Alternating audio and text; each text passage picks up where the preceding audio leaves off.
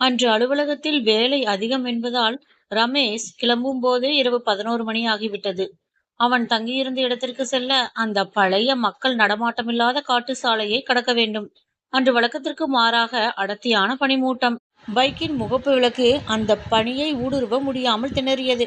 சுற்றிலும் மரங்களின் நிழல்கள் பேய்களைப் போல அசைந்தன. திடீரென ரமேஷுக்கு ஒரு விசித்திரமான உணர்வு ஏற்பட்டது. யாரோ அவனது பின்னால் அமர்ந்திருப்பதை போன்ற ஒரு பாரம். பைக்கின் வேகம் குறையத் தொடங்கியது. பயத்தில் மெல்ல திரும்பி பார்த்தான். சீட்டில் யாரும் இல்லை.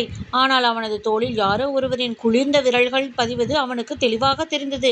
அதிர்ச்சியில் வேகத்தை அதிகப்படுத்தினான். காதுக்கு அருகில் ஒரு மெல்லிய மூச்சுக்காற்று மெதுவாக போ என்று கிசுகிசுத்தது. பயத்தில் உடல் நடுங்க வண்டியை விரட்டினான். ஒரு திருப்பத்தில் சாலையின் நடுவே ஒரு உருவம் தெரிந்தது.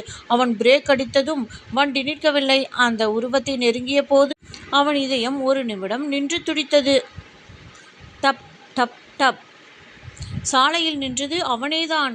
அதே பைக், அதே சட்டை, அதே ஹெல்மெட். அங்கே நின்றிருந்த ரமேஷ். வண்டியில் வந்த ரமேஷை பார்த்து விகாரமாக சிரித்தான். அந்த உருவத்தின் கண்கள் முழுவதுமாக வெள்ளையாக இருந்தன. திகிலடைந்த ரமேஷ் கண்களை மூடிக்கொண்டு வேகமாக அந்த இடத்தை கடந்தான்.